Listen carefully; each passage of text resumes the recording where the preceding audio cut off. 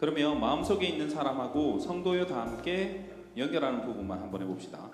4절 마음속에 근심 있는 사람 1, 2, 3절 두 번째 부를 때는 1, 2, 4절 그렇게 가도록 할게요.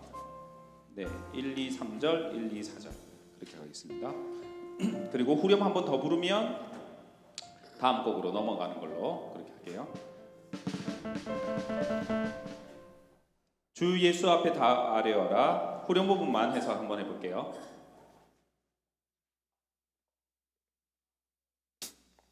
딱딱딱딱.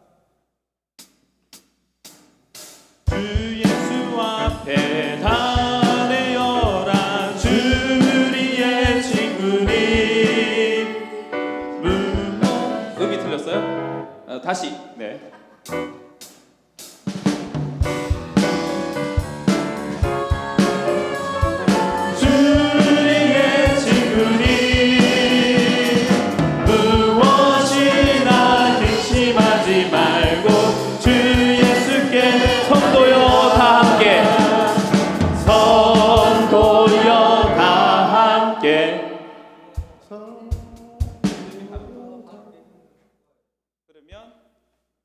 바로 바꿀 수 있니?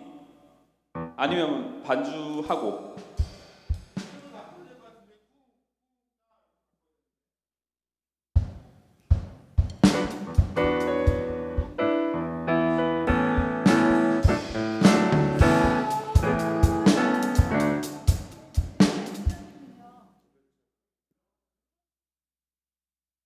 아니야 어제 다 통화했어요. 네, 다 했는데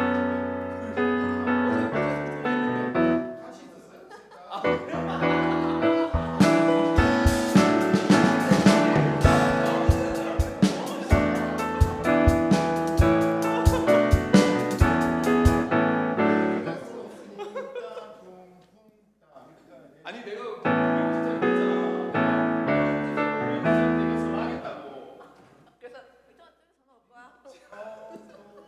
상관없을 거야.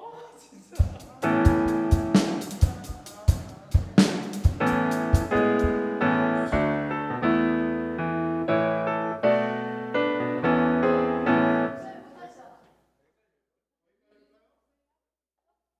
아니 내가 안 들어가면 되지. 오명 집사님이랑 이렇게 들어가면 되지. 전인재 집사님. 아니요.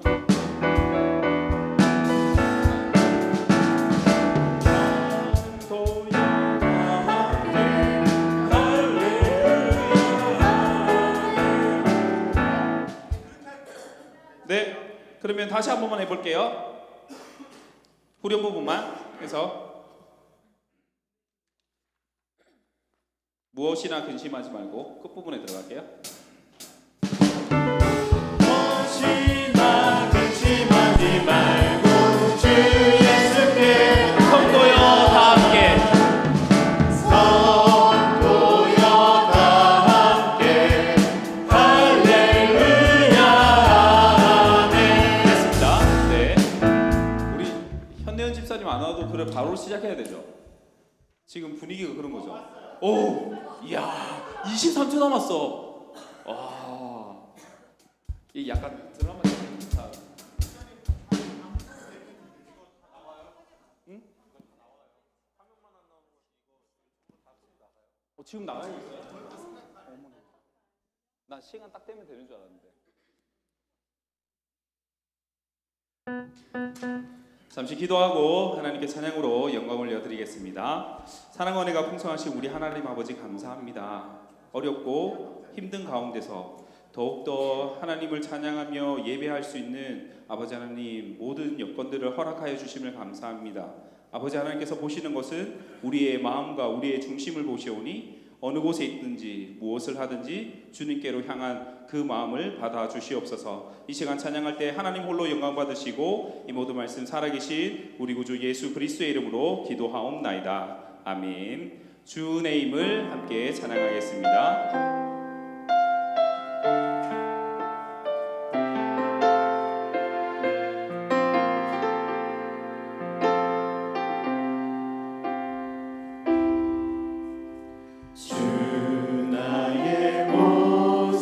보내 사냥 나의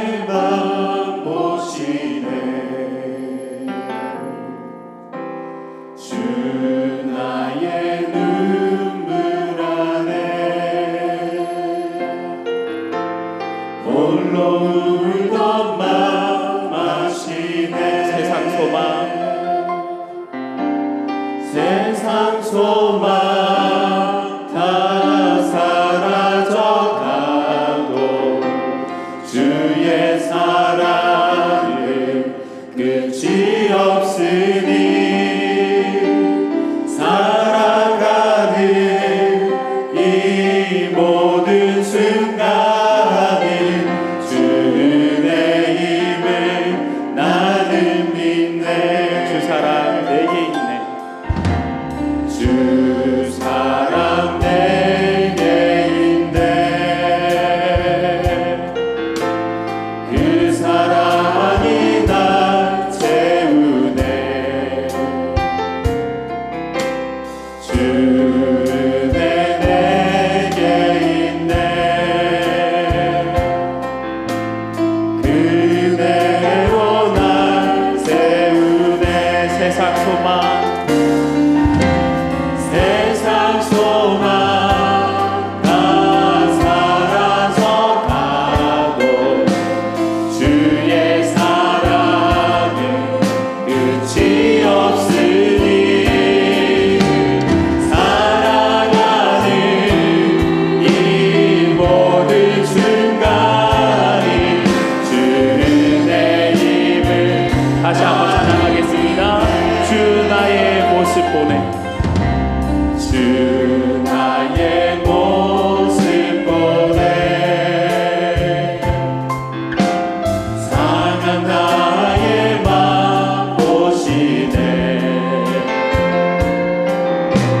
주 나의 눈물 안에 홀로 울던 맘 아시네. 세상 소망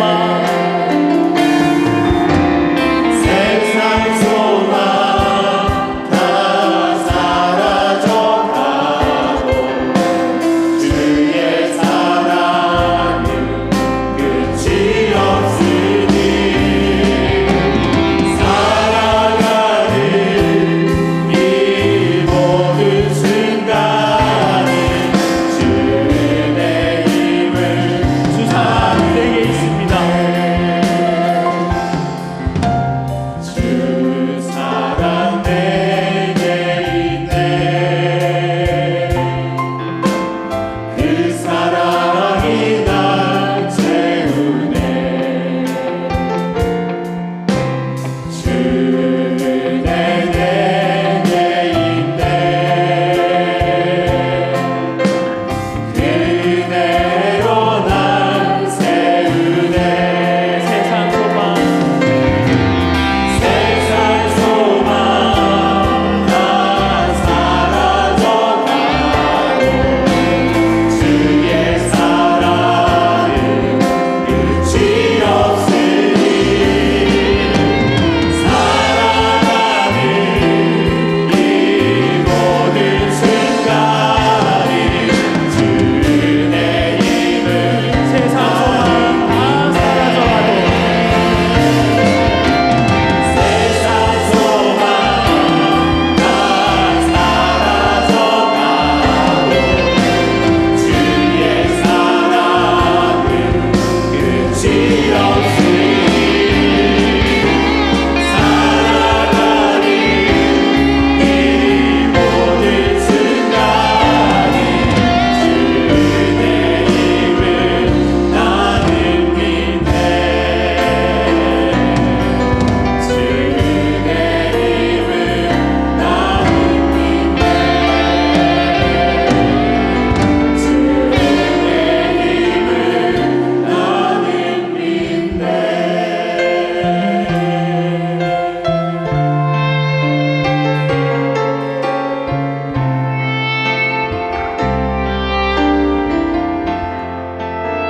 아멘. 이 시간에는 마음속에 근심 있는 사람 함께 찬양하겠습니다.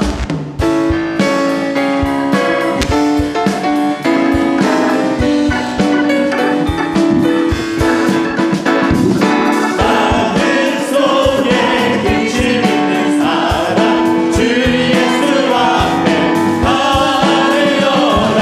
슬픈 마음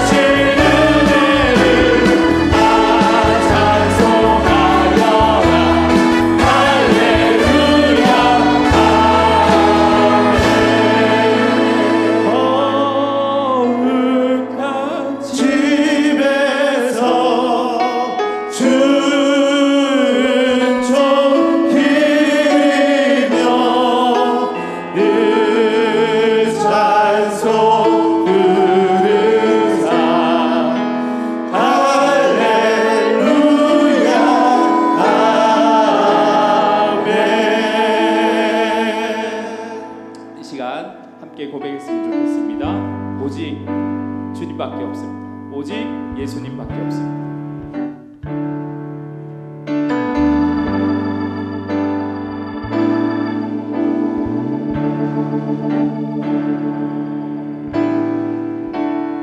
은혜 아니면 살아갈 수가 없네.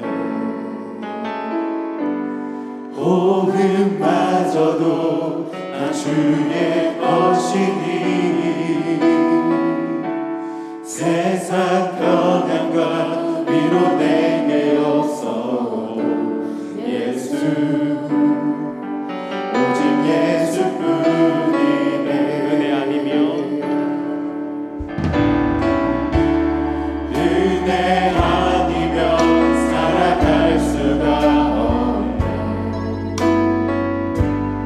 오른마저도 다 주의 것이니 세상 평안과 위로 내게 없어. 예수 오직 예수뿐이네. 그 신경에 다 볼 수도 없고 작은 고난에 지쳐도 주께 맡긴 나의 모든 삶 버티고 견디게 하시네. 은혜 아니면 살아갈 수가 없네. 나의 모든 것 다 주께 맡기니 참된 평안과 위로 내게 주신 주 예수 오직 예수. 그 신께 다 볼 수도 없고 그 신경에 다 볼 수도 없고 작은 고난에 지쳐도 주께 맡긴 나의 모든 삶 버티고 견디게 하시네. 은혜 아니면 살아갈 수가 없네.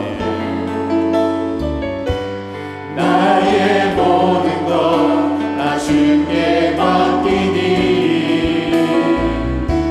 참된 평안과 위로 내게 주신 주 예수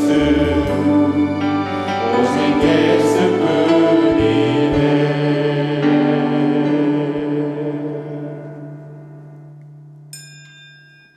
하나님은 영이시니 예배하는 자가 영과 진리로 예배할지니라. 아멘.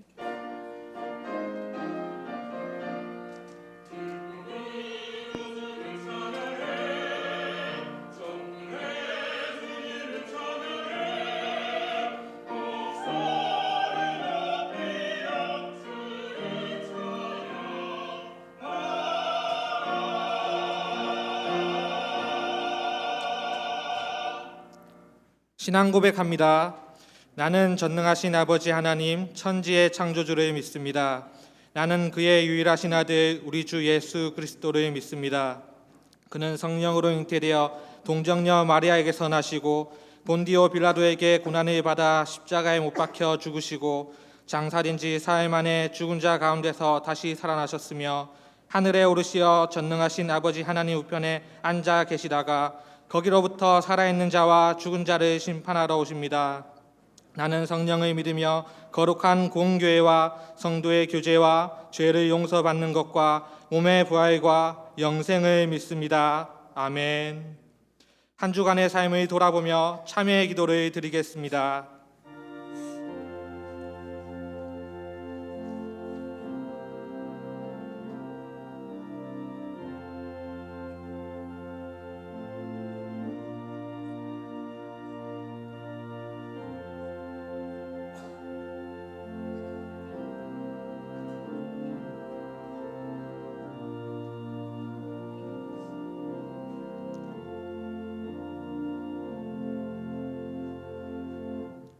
우리는 그리스도 안에서 그의 은혜의 풍성함을 따라 그의 피로 말미암아 속량 곧 죄 사함을 받았느니라. 아멘.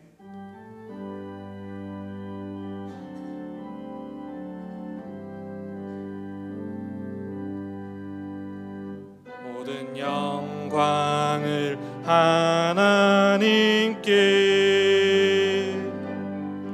모든 영광을 하나님께, 온 마음과 뜻 다해 주 사모합니다. 모든 영광을 하나님께.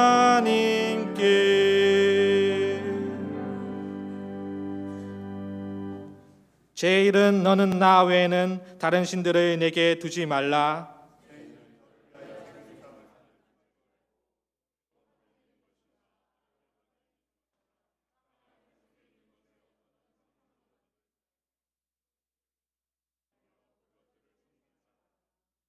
제3은 너는 내 하나님 여호와의 이름을 망령되게 부르지 말라. 제5는 내 부모를 공경하라. 제7은 간음하지 말라. 제9는 내 이웃에 대하여 거짓 증거하지 말라. 아멘.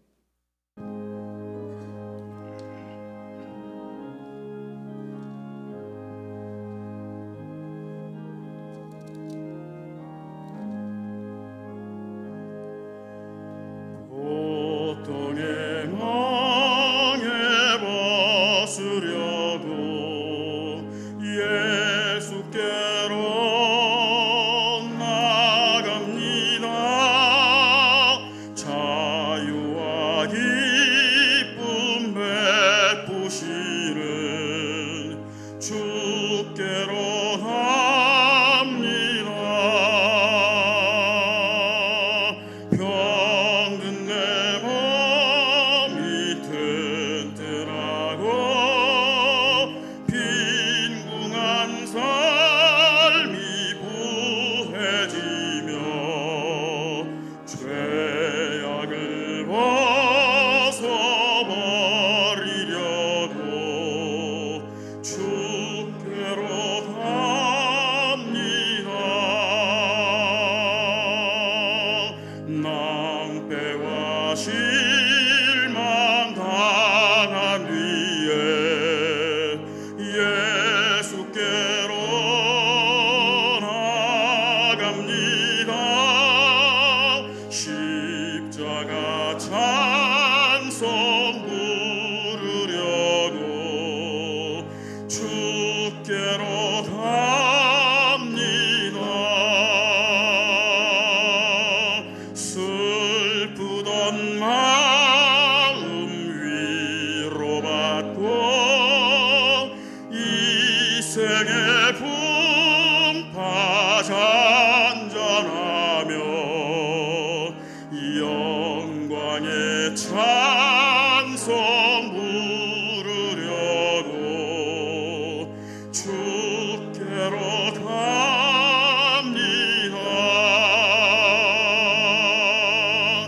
교만한 마음을 내버리고 예수께로 나갑니다.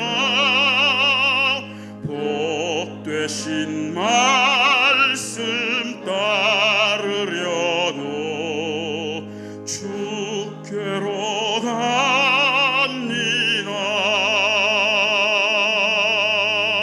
실망하니 몸 힘을 얻고 예수의 크신 사랑받아 하늘의 기쁨 맛보려고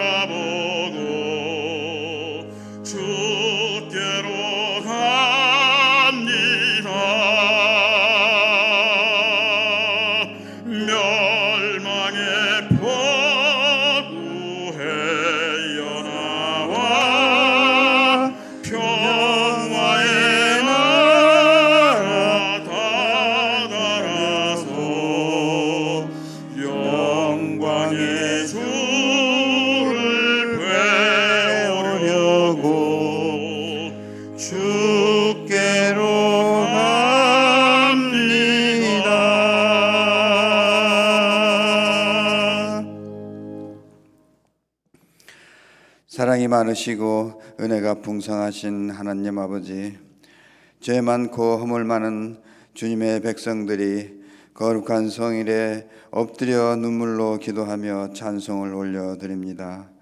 독생자 예수 그리스도를 이 땅에 보내사 우리의 죄를 대속하게 하시고자 십자가를 지심으로 저희들에게 평화와 고침이 있게 하셨음을 우리가 믿사오며 눈물을 흘리며 감사를 드립니다. 우리의 죄속함을 위하여 고난을 받으시고 겸손하게 낮아지신 주님을 본받아 살게 하여 주시옵소서. 십자가를 지시고 고난을 받으신 주님을 생각하며 우리들의 죄 많은 인생들이 받는 지금의 고통은 또 아픔들은 얼마나 보잘것이 없는 것임을 알게 하여 주시옵소서. 이 고통과 아픔들은 모두가 다 주님의 뜻을 온전히 순종하지 못하고 다 양 같아서 각기 제갈 길로 갔으므로 비롯된 것인 줄을 아나이다. 사랑의 주님, 우리의 죄를 용서하여 주시옵시고 불쌍히 여기사 눈물로 기도하는 주님의 백성들을 용서하여 주시옵소서. 주께서 너무나도 사랑하는 이 나라 이 강토가 악한 사탄의 세력으로 인하여 고통당하고 있습니다. 어서 속히 모든 질병들이 떠나가게 하여 주시옵소서. 이 나라 방방곡곡에 주님의 손길이 안 미친 곳이 없음을 우리가 아나이다. 주님의 몸된 모든 교회들이 떨치고 일어나 주님 앞에 무릎 꿇고 기도하오니 응답하여 주시옵소서. 이번 사순절 기간 동안에도 주님의 십자가의 고난을 생각하며 새로운 감사와 감동과 더욱더 굳건한 믿음으로 주님을 본받아서 이 어려운 고난과 역경도 능히 기쁨으로 담대함으로 이기고 나아가게 하여 주시옵소서. 예루살렘을 보시며 통곡하시던 주님의 모습을 생각하며 죄악에 물든 상처로 몸부림치는 이 민족, 이 강토를 가슴 아파할 수 있는 믿음을 허락하여 주시옵소서. 영혼을 사랑하사 죽기까지 사랑하신 주님의 사랑을 본받아 작은 사랑이라도 실천할 수 있는 기간 되게 하여 주시옵소서. 형식적인 기도 생활에서 벗어나 주님처럼 진액을 쥐어짜내는 기도를 실천할 수 있는 기간이 되게 하여 주시옵소서. 국가적인 재난을 당해서 전방의 최일선에서 자기 몸도 돌보지 않고 수고하며 애쓰는 모든 의료진과 관계자들에게도 주님의 한량없는 사랑과 은총을 베푸사 건강으로 지켜 주시옵시고 모든 필요를 주의 은혜로 채우사 부족함이 없게 하여 주시옵소서. 사랑의 주님, 이 한 시간 주님의 고난을 생각하며 예배하기를 원하는 모든 심령들에게 영원토록 지워지지 않을 사랑을 실천하며 나눔을 실천할 수 있는 마음들로 가슴속에 새겨지게 하여 주시옵소서.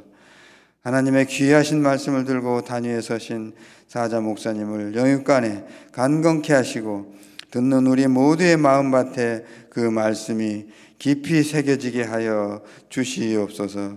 성령이 하수같이 흐르는 귀한 시간, 이 한 시간 되게 하여 주시옵소서. 보이지 않는 곳에서 이 예배를 위하여 수고하는 모든 손길들을 기억하사 만복으로 다 채워 주시옵소서. 우리의 죄를 대속하시고자 십자가에 달려 돌아가신 구주 예수의 귀하신 이름 받들어서 기도드렸사옵나이다. 아멘.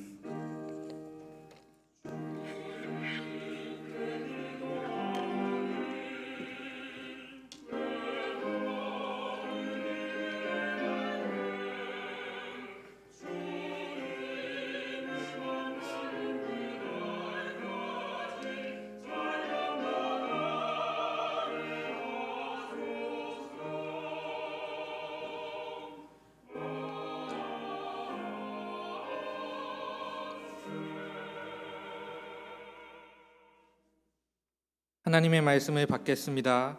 오늘 우리에게 주시는 하나님의 말씀은 로마서 12장 1절에서 2절입니다. 그러므로 형제들아, 내가 하나님의 모든 자비하심으로 너희를 권하노니 너희 몸을 하나님이 기뻐하시는 거룩한 산 제물로 드리라. 이는 너희가 드릴 영적 예배니라. 너희는 이 세대를 본받지 말고 오직 마음을 새롭게 함으로 변화를 받아 하나님의 선하시고 기뻐하시고 온전하신 뜻이 무엇인지 분별하도록 하라. 아멘.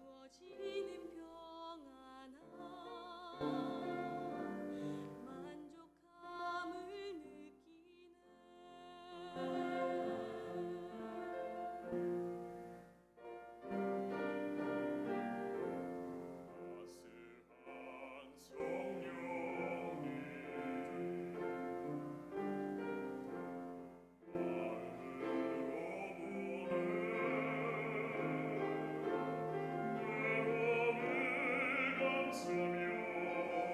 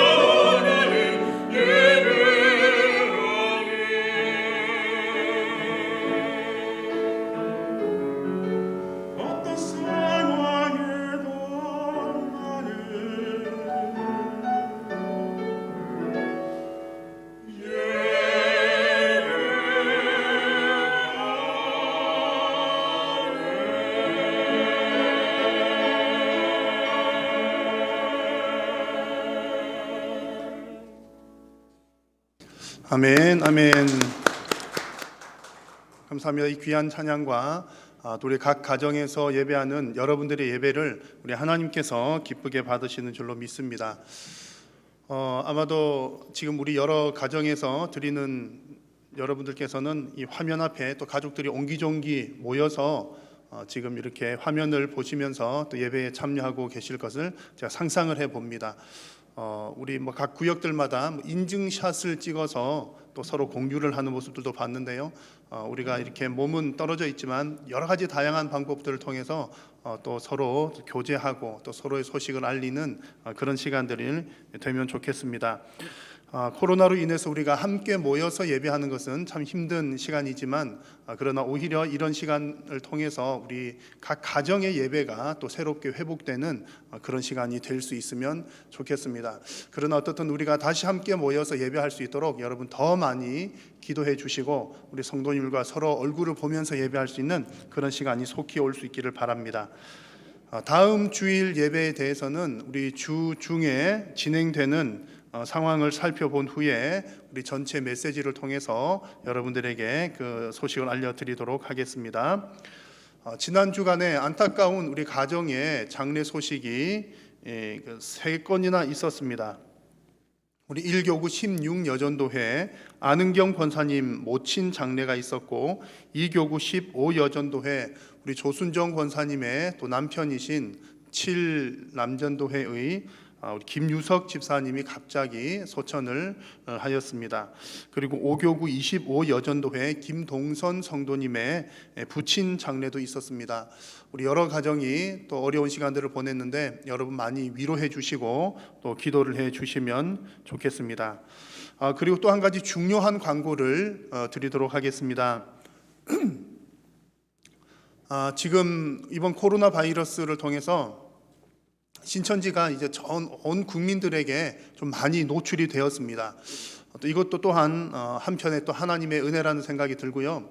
혹 우리 성도님들 가운데 결코 이제 신천지 처음 접근할 때는 신천지라는 것을 드러내지는 않지요. 그러나 신천지의 접근 방법은 처음에는 다양한 관계 형성의 방법들로 접근을 해서 반드시 얼마 가지 않아서 성경 공부를 함께 할 것을 추천을 합니다. 그래서 복음방이라고 하는 곳을 가서 성경 공부를 하게 되는데 혹 여러분들 가운데 성경 공부를 교회 바깥에서 하는 성경 공부를 추천을 받으신 적이 있거나 혹은 공부를 하고 계신 여러분들이 있으시다면 반드시 우리 교육자들에게 알려주시기를 바랍니다. 결코 숨기셔서는 안 되고 이단의 이제 교리, 특별히 신천지의 교리는 그 교리가 아주 이렇게 높은 수준의 것은 아닌데 그 포교 전략이 아주 악랄한 방법입니다. 그래서 아주 지식이 있는 사람들도 그 포교 전략 때문에 붙들려서 빠져나오지 못하는 경우가 거의 대부분입니다. 믿음 좋으신 분들도 이렇게 한번 잘못 이렇게 엮이게 되면 큰 어려움을 당합니다. 그래서 여러분들 꼭 기억을 하실 것은 교회가 공식적으로 진행하거나 혹은 교회가 허락한 어떤 공식 인증된 기관이 아닌 곳에서 성경 공부를 요청을 하거나 하고 계신 분들 반드시 우리 교육자들에게 알려주시면 좋겠습니다. 또 주보가 인쇄가 되지는 않았지만 교회 홈페이지에 주보를 올려두었습니다. 또 나머지 광고들은 늘 또 홈페이지를 통해서 여러분 확인을 하시면 좋겠습니다. 이제 복원 찬송 드리겠습니다.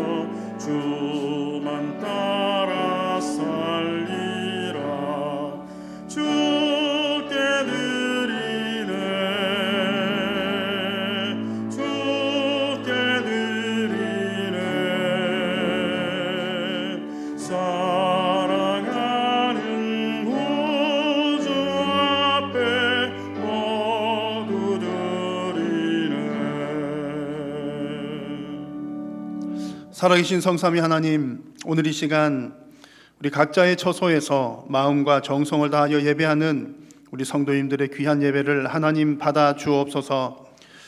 코로나와 세상이 두려워서 모이지 않는 것이 아니라 지역사회를 섬기는 마음으로 각자의 처소에서 예배하오니 하나님이여 모든 심령 가운데 가정 가운데 은혜를 베풀어 주옵소서. 오늘도 각자의 처소에서 예배하면서 선교와 복음 사역을 위하여 귀한 예물을 주님 앞에 올려드리오니 하나님 기뻐 흠량하여 주시고 모든 드리는 손길들 위에 하나님께서 은혜 베풀어 주옵소서. 드린 손길들 가운데 주께서 복 주시어서 심을 수 있는 씨앗을 더욱더 풍성하게 허락하여 주심으로 우리 성도님들의 손길을 통하여 주님 귀하고 선한 사역들이 더욱더 많이 펼쳐질 수 있도록 하나님 은혜 베풀어 주옵소서. 여러 가지 육신의 질병과 마음의 어려움들로 고통당하는 성도님들 하나님께서 위로하여 주시고 하나님의 도우심의 손길을 깊이 체험하는 모든 성도님들의 삶이 되게 하여 주옵소서. 우리 모든 성도님들의 가정에 영적인 복을 주시사 먼저 믿은 성도님들을 통하여 믿지 않는 모든 가족들이 구원을 받게 되는 놀라운 역사가 각 가정들마다 일어나게 하여 주옵소서. 오늘도 하나님의 말씀을 들을 때에 성령 하나님 조명하여 주시어서 진리의 말씀을 깨달아 알게 하여 주시고 하나님의 말씀을 바르게 깨닫고 또한 바르게 순종하는 모든 성도님들이 되게 하여 주옵소서. 예배의 남은 시간도 성삼위 하나님 홀로 영광 받으시옵기를 간절히 비오며 예수님의 이름으로 기도드립니다. 아멘. 네, 오늘 이 시간 우리 몸은 떨어져 있지만 우리 각 가정에서 또 마음을 합하여 예배하는 여러분 모두에게 우리 하나님의 은혜와 평강이 함께 하시기를 바랍니다. 또 오늘 이곳에서 실시간 또 예배를 진행을 하는 우리 섬기시는 분들과 또 함께 이 자리에서 예배하는 여러분 모두에게도 우리 하나님의 크신 은혜가 함께 하실 줄로 믿습니다. 정말 이 코로나 사태가 속히 진정이 되어서 우리가 정말 함께 얼굴 보면서 예배할 수 있는 그 시간이 속히 올 수 있도록 여러분 또 많이 기도를 해 주시기를 바랍니다. 이렇게 이제 2주째 이렇게 떨어져 있다 보니까 우리 성도님들 서로 얼굴 보고 예배하였던 것이 얼마나 감사한 일인지 정말 아주 깊이 느끼게 됩니다. 우리 앞으로 또 하나님께서 은혜 베푸셔서 우리가 기쁨 가운데 예배하는 그런 시간들이 또 속히 오게 될 줄로 믿습니다. 자, 오늘은 로마서 25번째 말씀을 실천 잘하는 법이라고 하는 제목으로 함께 말씀을 나누고자 합니다. 실천 잘하는 법, 뭔가를 잘한다라는 표현을 사용하면 우리는 먼저 드는 생각이 비교하는 것이 먼저 생각이 들죠. 남보다 더 잘하는 것을 잘한다 이렇게 생각하기가 쉽습니다. 물론 경쟁에서 이기는 것 잘하는 것이지만 오늘 우리가 함께 나누고자 하는 그 잘한다라고 하는 표현은 바르게 한다라고 여러분 이해를 먼저 하시면 좋겠습니다. 그래서 바르게 실천을 하는 방법을 오늘 말씀을 통해서 함께 나누고자 합니다. 여러분 신앙생활은 결코 성도들 간의 경쟁이 아니죠. 경쟁이 아니라 신앙생활은 하나님 앞에서 바르게 하는 것이기 때문에 우리는 정말 바른 실천 또 바른 신앙 갖는 것 무척 중요합니다. 저는 이렇게 뭔가 이렇게 올바르다 바르다라고 하는 표현을 사용을 하면 대나무의 이미지가 좀 많이 떠오릅니다. 여러분들은 어떠십니까? 아마 우리나라 사람들 대부분 이 대나무를 좋아하실 겁니다. 사철 푸르는 그 푸르름 때문에 좋아하기도 하실 테고요. 또 곧게 뻗은 모습이 참 보기가 또 좋습니다. 또 아마 여러분들 이 대나무에 대해서 워낙 정보들이 많이 있기 때문에 잘 아실 텐데 이 대나무가 이렇게 곧게 높이 뻗어갈 수 있는 이유에 대해서도 아마 여러분 잘 아실 겁니다. 대나무의 종류에 따라 좀 다 다르긴 하지만 중국에 있는 대나무 가운데 모죽이라고 하는 종은 이런 특징이 있다고 합니다. 이렇게 이제 대나무를 기르기 위해서 파종을 한 후에 이렇게 물을 주고 관리를 하는데 거의 5년이 지나기까지는 아무리 물을 주고 관리를 하고 해도 전혀 이렇게 순이 돋아나지 않습니다. 그러다가 5년 정도가 지난 후에 어느 날 갑자기 싹을 틔우기 시작하면서 하루에도 수십 센티미터씩 쑥쑥 자라다가 약 6주 만에 대나무는 한번 쑥 크고 나면 이제 생장이 한꺼번에 다 일어나게 되는데요. 그 6주 만에 30m에 이르기까지 자라는 그런 종이 있다고 합니다. 이런 일이 가능한 이유는 그 짧은 기간에 아주 탄탄한 줄기가 쭉쭉 뻗어 올라가는 이런 일이 짧은 기간에 일어날 수 있는 이유는 그 5년 동안에 미리 준비를 잘 해두었기 때문입니다. 그래서 5년이라고 하는 그 세월은 그동안에 아무 일을 하지 않고 있었던 그런 것이 아니라, 성장을 하지 않았던 것이 아니라 땅 속으로 성장을 하고 있었던 겁니다. 대나무는 이제 이렇게 땅 속 줄기가 중요하다고 하는데요. 땅 속으로 줄기가 뻗어나가고 또 그 줄기에서 뿌리가 촘촘하게 내리고 있었던 겁니다. 그래서 대나무가 이렇게 쭉쭉 뻗고 아주 견고하게 서 있을 수 있는 것은 사실상 땅 위로 뻗어오른 그 대나무의 단단함이 핵심이 아니라 그 땅 밑에서 지탱하고 있는 땅속 줄기와 뿌리가 아주 중요한 역할을 한다고 합니다. 그래서 이 대나무의 땅속 줄기 그리고 땅속에 있는 뿌리들이 얼마나 튼튼했으면 지진이 일어날 때 대바스로 그렇게 피해서 가면 지진에 넘어지지 않는다는 얘기를 합니다. 그만큼 이 대나무들이 이렇게 얽고 있는 그 뿌리와 줄기, 땅 밑에 있는 줄기들은 그만큼 튼튼하게 땅을 붙들고 있다는 얘기죠. 그리고 이 땅 속에 있는 줄기가 또 중요한 이유는 땅속 줄기의 굵기에 따라서 땅 위로 올라오는 대나무의 굵기가 결정이 된다고 합니다. 그리고 땅속 줄기에는 마디마디마다 이렇게 눈이 붙어 있는데 그 눈들의 9% 정도가 이렇게 죽순으로 올라와서 또 대나무로 자란다고 하죠. 그래서 이 대나무를 잘 기르기 위해서는 올라온 부분을 잘 관리를 하는 것이 아니라 땅 속에 있는 부분들을 잘 관리하는 것이 중요하다고 합니다. 제가 오늘 이 이야기를 드리는 이유는 우리 신앙생활을 할 때에도 정말 하나님 앞에서 신앙생활을 바르게 잘하기 위해서는 먼저는 보이지 않는 부분, 그 땅 속에 있는 부분들 기초를 정말 탄탄하게 잘 다져야 한다는 그런 이야기입니다. 신앙생활에서 이 뿌리 줄기에 해당되는 부분을 우리는 교리라고 이야기할 수가 있겠고요. 혹은 뭐 이론, 교리 이렇게 말씀을 드릴 수가 있겠습니다.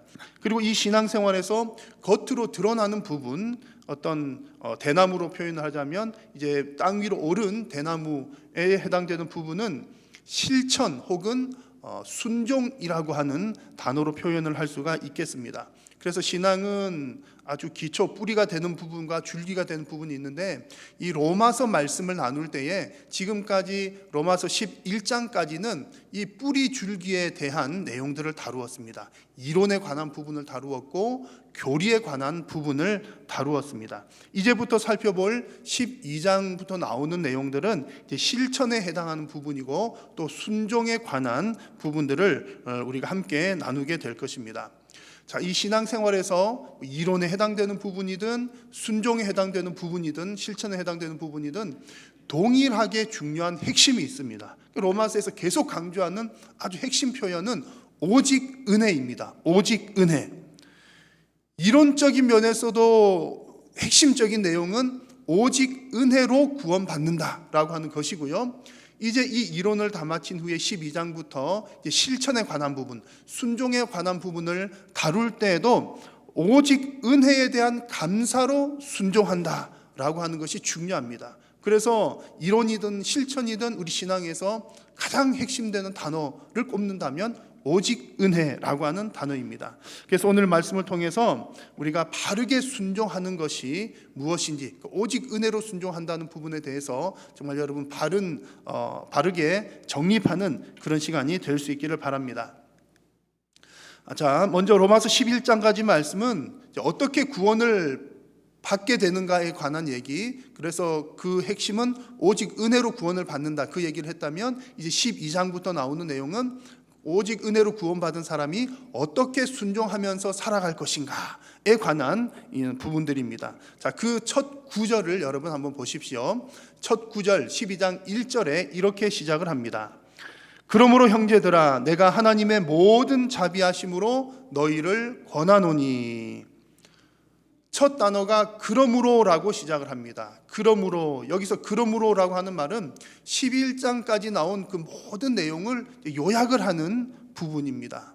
그러므로 여러분들이 지금까지 오직 은혜로 구원을 받았으므로라고 하는 말입니다. 그러므로는 여러분들이 은혜로 구원을 받았으므로, 그리고 이어서 나오는 표현도 보십시오. 하나님의 모든 자비하심으로 권한다라고 말씀합니다. 하나님의 자비하심은 역시 하나님께서 은혜로 구원해 주신 것을 말합니다. 그 은혜로 구원해 주신 것에 근거하여서 여러분들에게 권면합니다라고 하는 뜻이죠. 그 권면하는 내용들이 이제 12장부터 쭉 나오게 됩니다. 그래서 은혜로 구원받은 사람은 이렇게 살아야 됩니다라고 하는 내용들이 이제 계속 나오게 될 겁니다. 그래서 오늘 이 1절의 말씀은 성도가 순종하면서 살아가야 할 그 근거에 대해서 분명하게 말씀을 해주고 계시는 것이죠. 그 순종의 근거는 하나님의 자비하심에 있다, 하나님의 은혜에 있다, 그런 말씀입니다. 자, 여러분, 이 말씀이 어떻게 보면 너무나 익숙한 말씀이기도 합니다. 당연히 은혜 받았으니까 순종하는 것이지요 라고 말씀을 하실 수도 있을 텐데, 그렇게 당연한 얘기이지만 굳이 오늘 말씀에서 이렇게 강조를 해서 우리에게 다시 말씀해 주시는 이유는 많은 사람들이, 많은 성도님들이 이 순종의 근거를 다른 곳에서 찾기 때문에 그렇습니다. 다른 것에서 순종의 근거를 찾는다는 말은 이런 얘기입니다. 하나님의 은혜에 근거해서 순종하는 것이 아니라 두려움에 근거해서 순종하는 사람들이 꽤 많이 있다는 얘기입니다. 두렵기 때문에 순종한다는 얘기죠.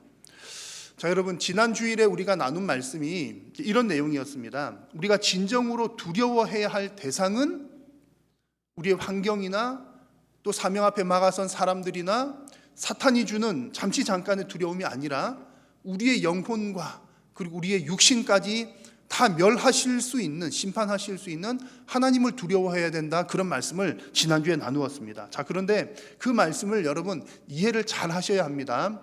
우리가 하나님을 두려워해야 한다는 말은 하나님께서 나를 버리시면 어떻게 하지?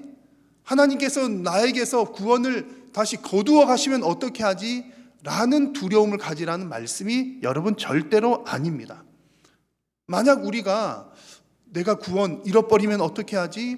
하나님께서 나를 버리시면 어떻게 하지? 만약 그런 두려움을 갖는다면 그 사람은 믿음이 없는 사람입니다. 왜 그런 거 아니? 하나님께서는 성도들을 향해서 내가 너를 사랑한다 분명하게 말씀하셨고, 내가 너를 사랑하기 때문에 내가 너를 구원해 준다라고 약속하셨습니다. 하나님은 그렇게 우리에게 구원을 약속하셨는데 우리 입장에서 내가 구원을 잃어버리면 어떡하지? 빼앗겨버리면 어떡하지? 라고 두려워한다면 그것은 하나님의 약속을 믿지 못하는 것입니다. 잘못된 믿음이라는 얘기죠. 그래서 우리가 하나님을 두려워한다는 것은 하나님께서 나를 구원하시려고 했다가 구원 안 하시면 어떻게 하지? 그것을 두려워하는 것이 아니라, 우리가 하나님을 두려워한다는 것은 그 하나님의 그 지극히 높으심, 위대하심, 이 사탄이 우리에게 주는 그 두려움과는 비교할 수 없는 높으신 분인 것을 인정하자라고 하는 그런 의미입니다. 하나님은 능히 모든 것을 심판하실 분이기 때문에 우리가 두려움으로 경외해야 된다, 그런 뜻입니다. 그래서 여러분, 우리 성도들이 하나님의 말씀에 순종을 하는데 그 순종을 하는 이유가 내가 구원을 받기 위해서 혹은 내가 구원을 받지 못하게 될까봐 순종하는 것이 아니라는 사실을 여러분 반드시 기억을 하셔야 합니다. 우리가 하나님 앞에 순종하는 것은 이미 하나님께서 우리를 구원해 주셨기 때문에, 이미 하나님께서 우리에게 은혜를 베풀어 주셨기 때문에 우리는 순종하는 것입니다. 여러분 아멘이십니까? 자, 언뜻 보면 우리가 두려움으로 순종하는 것이 순종을 더 잘할 것처럼 보이기도 합니다. 그러나 사실상 그렇지 않습니다. 실제로는 자발적인 순종이 훨씬 더 오래 가게 됩니다. 우리가 만약에 두려움으로 인해서 하나님 앞에 순종을 한다면 그렇게 두려움으로 순종하는 사람들 앞에 만약 어떤 환난이나 역경이 다가왔을 때 그 순종은 이내 무너지고 맙니다. 두려움으로 순종하던 성도가 환난이나 역경을 만나면 주로 이제 두 가지 반응이 일어나게 되는데, 그 가운데 첫 번째는 이런 반응입니다. 드디어 내가 버림을 당했구나라고 오해를 하는 것이죠. 그렇지 않아도 늘 내가 버림받으면 어떻게 하나 두려워하고 있었는데 어느 날 하나님께서 시련을 주시는 겁니다. 환난을 주시는 겁니다. 그런데 그 시련과 환난은 우리를 버리기 위해서 주시는 것이 아니라 때로는 우리의 성숙을 위해서, 성장을 위해서 주시는 경우들도 있는데, 그런데 우리가 하나님 앞에 두려움으로 순종을 했다면 그런 환난과 역경이 올 때에 내가 버림당했구나 라고 오해를 하게 된다는 것이죠. 그리고 또 두 번째는 우리가 두려움으로 순종을 하다가 환난과 역경을 만나게 되면 이제 하나님을 원망을 하게 되기도 합니다. 아니, 내가 그렇게 열심히 순종했는데 하나님께서 이런 결과를 나에게 주시다니 하나님은 정말 부당한 분이야, 무정한 분이야 라며 하나님을 원망을 하게 됩니다. 그래서 그러다가 하나님을 떠나가게 되죠. 그 속에는 하나님을 향한 구원에 대한, 은혜에 대한 바른 믿음이 없었기 때문입니다. 그러나 우리가 오직 은혜에 대한 반응으로 감사하며 순종하는 사람은 환난이나 역경에도 흔들리지 않습니다. 오히려 환난이 다가올 때에도 감사합니다. 역경을 만날 때에도 그곳에서 하나님의 뜻을 찾습니다. 왜냐하면 하나님의 약속을 믿기 때문이죠. 하나님께서는 나에게 은혜로 구원을 허락해 주셨어. 그런 믿음이 있기 때문에 지금 내가 만난 이 환난, 내가 당하는 이 역경은 잠깐 지나가는 것인 줄로 알고 있는 것입니다. 그러므로 사랑하는 우리 한일의 모든 성도님들께서는 오직 은혜에 대한 그 감사로 순종하는 여러분 다 되시기를 축원합니다. 자, 오늘 우리가 함께 읽은 이 짧은 말씀 속에는 은혜로 구원받은 성도가 하나님께 어떻게 반응을 해야 될지 이제 두 가지 내용이 나옵니다. 바르게 순종하는, 바르게 반응하는 첫 걸음에 해당된다고 할 수가 있겠습니다. 그 가운데 첫 번째는 은혜로 구원받은 성도는 하나님 앞에 우리의 몸을 산 제물로 드리는 것입니다. 1절 말씀을 여러분 다시 한번 같이 우리 가정에서도 한번 읽어보겠습니다. 그러므로 형제들아, 내가 하나님의 모든 자비하심으로 너희를 권하노니 너희 몸을 하나님이 기뻐하시는 거룩한 산 제물로 드리라. 이는 너희가 드릴 영적 예배니라. 아멘. 자, 하나님은 우리의 몸을 드리라고 하십니다. 몸을 드린다는 말은 우리의 삶을 전체로 다 드린다는 얘기입니다. 몸을 드리라 이 말은 너희의 삶을 하나님께 드리라 그런 얘기입니다. 그리고 우리의 몸을 드리는, 바르게 드리는 방식이 나오는데 그 방식이 바로 산 제물로 드리는 겁니다. 우리의 몸을, 우리의 삶을 하나님께 드리는데 어떻게 드리는 것이 바르게 드리는 거냐? 산 제물로 드리는 겁니다. 산 제물로 드린다는 말은 살아있는 제물로 드린다는 얘기입니다. 자, 여러분, 일반적으로 제물은 죽여서 드리는 것이 제물입니다. 죽여서 그 생명까지도 완전하게 드린다는 의미죠. 그런데 하나님은 우리 성도들에게 살아있는 제물로 우리의 삶을 드리라고 말씀하십니다. 이 말씀은 이제 두 가지 중요한 의미가 담겨 있는 거죠. 하나는 내가 지금 살아는 있지만 하나님 앞에 마치 죽은 것처럼 온전하게 드리라. 살아는 있지만 너는 죽어야 해. 그 얘기가 한 가지가 담겨 있는 것이고요. 또 하나는 그렇게 하나님 앞에 온전하게, 내가 죽음으로 온전하게 드리는 삶이 한 번으로 끝나는 게 아니라 내가 살아서 드림으로 오늘도 살아서 드리고 내일도 살아서 드리고 계속해서 하나님께 바치는 삶이 되라, 그런 말씀입니다. 그래서 갈라디아서 2장 20절에 보시면 이런 고백이 있습니다. 내가 그리스도와 함께 십자가에 못 박혔나니 그런즉 이제는 내가 사는 것이 아니요 오직 내 안에 그리스도께서 사시는 것이라, 이렇게 말씀을 했습니다. 여러분, 내 삶에서 나는 죽고 오직 예수님만 사는 것이 산 제물로 우리의 삶을 드리는 것입니다.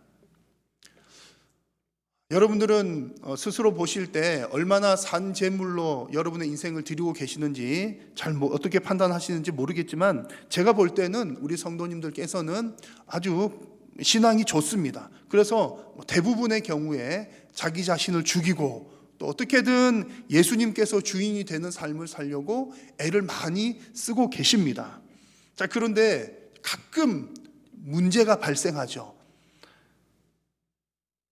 하나님을 믿는 사람 중에 이런 사람은 없습니다. 나는 나쁘게 살아야겠어. 나는 예수님처럼 살지 않을 거야. 이런 마음으로 신앙생활을 하는 사람은 없습니다. 그래서 웬만하면 예수님처럼 살려고 애를 쓰는데, 그런데 가끔 문제가 생깁니다. 결정적인 순간에 예수님이 주인이 아니라 내가 죽었던 나의 자아가 다시 부활을 해서 꿈틀거리며 올라오는 겁니다.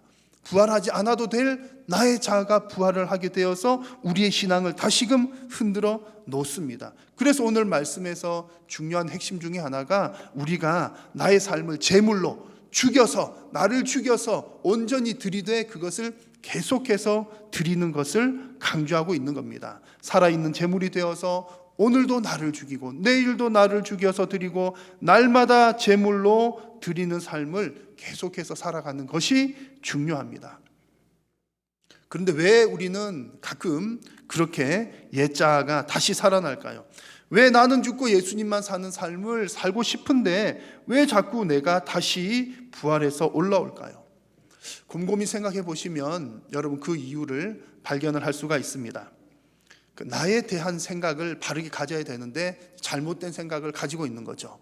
나를 완전하게 확실하게 못 죽여서 그런 겁니다. 확실하게 나를 못 죽이다 보니까 어떤 내 자아가 남아있느냐 하면 나는 이런 대접을 받을 만한 자격이 있는 사람이야. 내가 어떤 사람이야? 나는 이럴 만한 자격이 있는 사람이야 라고 하는 자아가 남아있기 때문에 그렇습니다. 완전히 안 죽었다는 얘기죠. 그래서 누군가가 나를 무시하면 아니 왜 내가 이런 대접을 받아야 돼? 라면서 울화가 치밀어 오릅니다. 또는 내가 누군가로부터 손해를 당하게 되면 내가 뭘 잘못한 게 있다고 내가 이런 손해를 봐야 해 라며 억울한 마음이 치솟아 오르기도 합니다. 그래서 나는 아직 죽지 않았어, 나는 아직 살아있어 라고 하는 것을 보여주고 싶죠. 억울하니까, 화가 나니까. 그래서 이렇게 얘기합니다.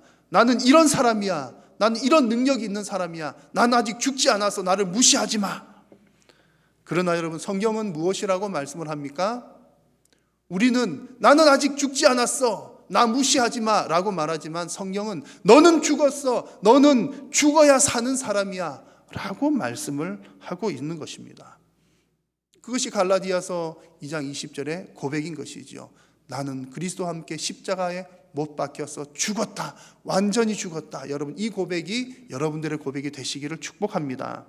그래서 오늘 1절 말씀의 마지막 부분에 보면 이런 표현이 나옵니다. 거룩한 산 제물로 드리라, 이는 너희가 드릴 영적 예배니라. 성도가 나를 죽여서 온전하게 하나님께 드리는 것, 나는 죽고 오직 예수님만 사는 삶을 사는 것을 두고서 영적 예배라는 표현을 사용했습니다. 여기서 영적이라고 하는 표현은 이런 뜻입니다. 이성적이고 합리적이다. 영적이란 말의 헬라 뜻을 보면 이성적이고 합리적이라는 뜻입니다. 오직 은혜로 구원을 받았으니, 오직 은혜로 구원을 받은 그 사람은 우리의 삶을 온전히 계속해서 나를 죽이고 나는 죽고 예수님만 사는 삶을 살아가는 것이 합당하다, 합리적이다, 이성적이다 라는 말씀입니다. 여러분 만약에 우리가 하나님의 은혜를 경험을 했다고는 하지만 내가 이런 사람이야, 나는 아직 죽지 않았어 라고 자신을 내세운다면 그것은 비합리적이라는 얘기입니다. 은혜 받은 것이 아니라는 얘기지요. 여러분 정말 여러분들께서 은혜로 구원을 받으셨다면 날마다 여러분의 자아를 죽이시면서 산 제사를 드리는 여러분들의 모든 인생이 다 되시기를 간절히 소망합니다. 여러분들은 날마다 죽이시기를 바랍니다. 그것이 우리의 몸을 하나님께 드리는 삶입니다. 자, 그리고 오늘 말씀에서 은혜로 구원받은 성도가 하나님께 반응해야 될 바른 실천의 두 번째 반응은 마음을 새롭게 하는 것입니다. 자, 2절 말씀을 같이 한번 읽겠습니다. 너희는 이 세대를 본받지 말고 오직 마음을 새롭게 함으로 변화를 받아 하나님의 선하시고 기뻐하시고 온전하신 뜻이 무엇인지 분별하도록 하라. 아멘.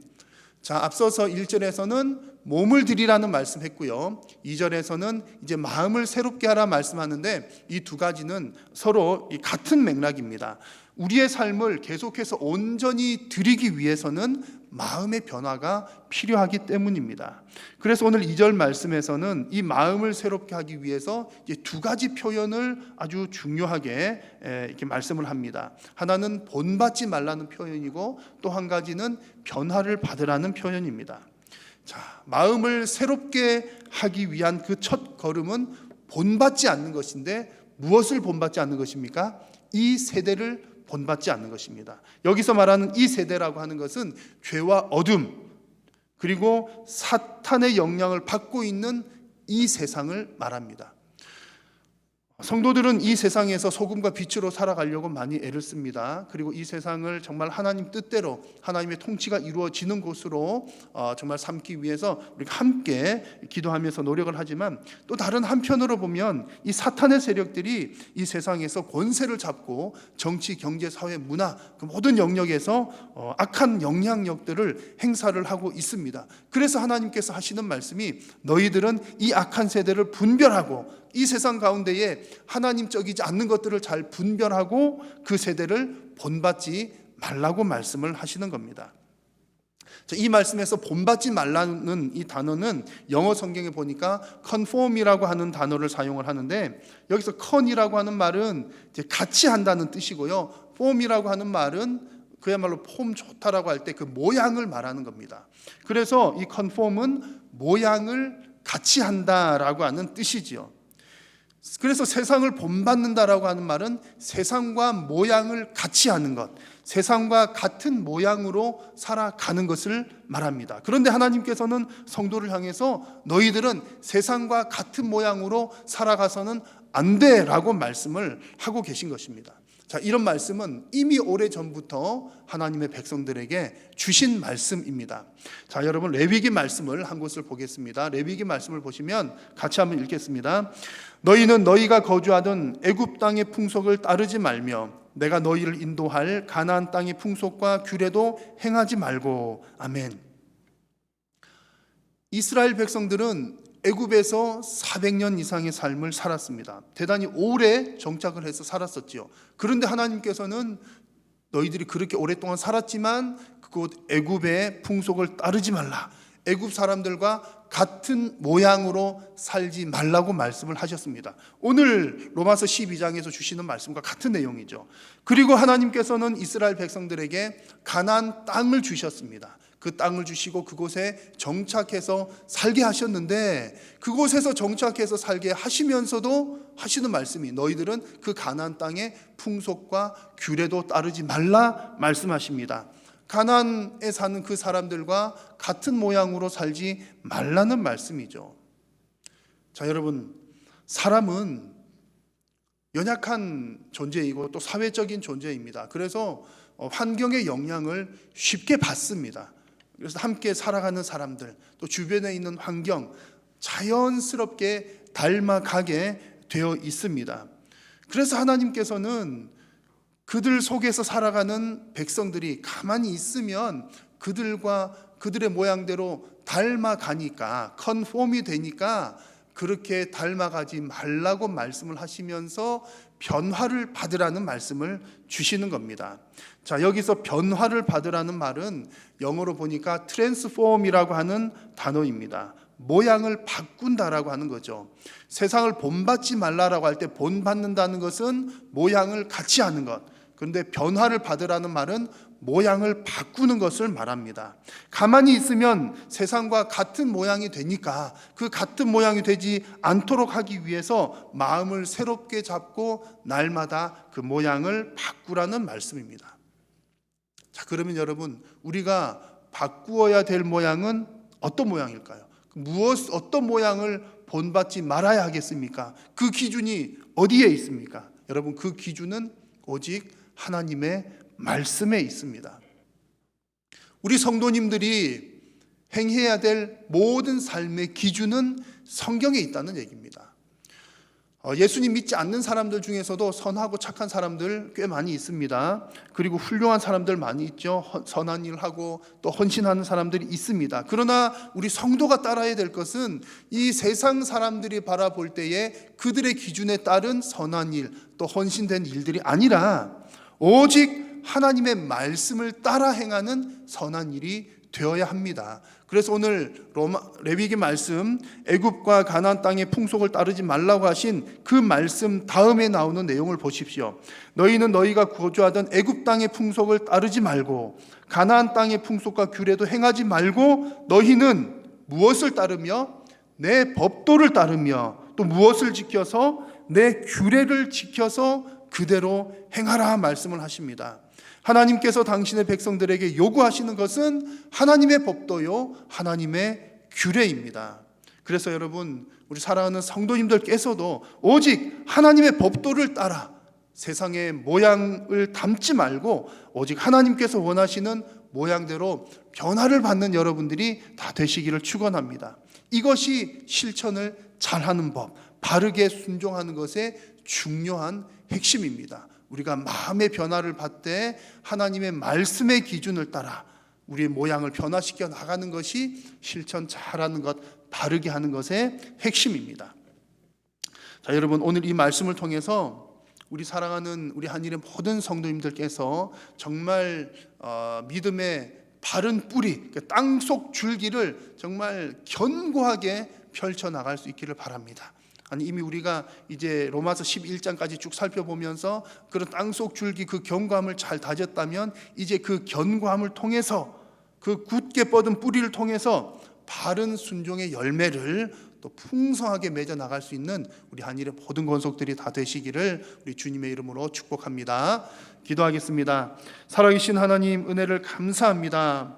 오늘 거룩한 주일에 우리 함께 모이는 이 예배당에서 또한 각 가정에서 또 하나님의 말씀을 들으며 결단하며 또 하나님께 예배하게 하여 주심을 감사합니다. 오늘 우리에게 주신 말씀을 우리 심령 속 깊이 새기게 하시고 우리가 세상을 따라 세상의 모양대로 살지 아니하고 오직 하나님의 말씀을 따라 말씀의 모양대로 살아가는 귀하고 복된 성도님들이 다 되게 하여 주옵소서. 예수님의 이름으로 기도드립니다. 아멘.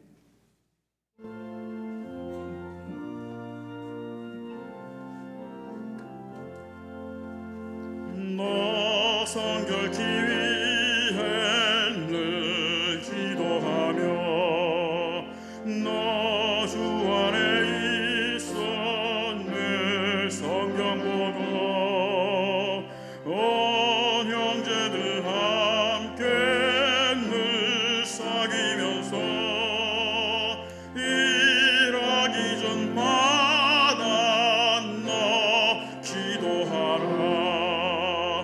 너 성결케 위해 내 머리 숙여 저 은밀히 계신 내 주께 빌라.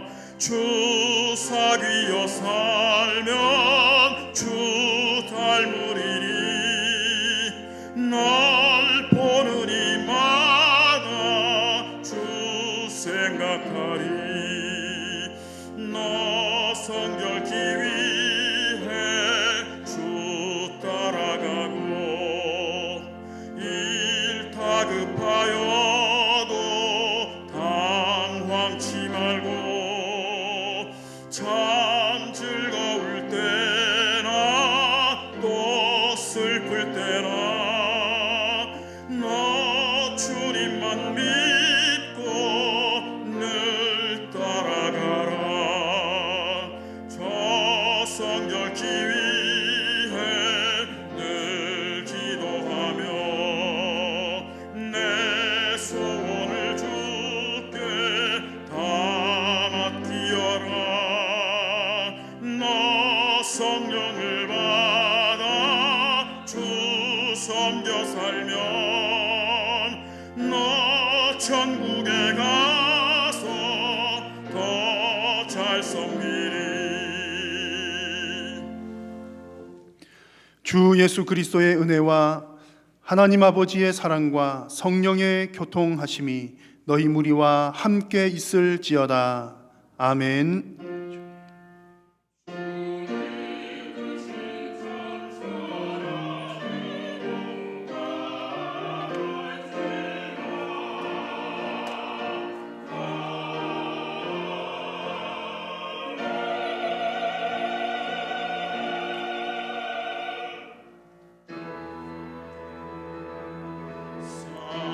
살아계신 주 나의 참된 소망 걱정 근심 전혀 없네 사랑의 주 내가 길 인도하니 내 모든 삶의 기쁨 늘 충만하네.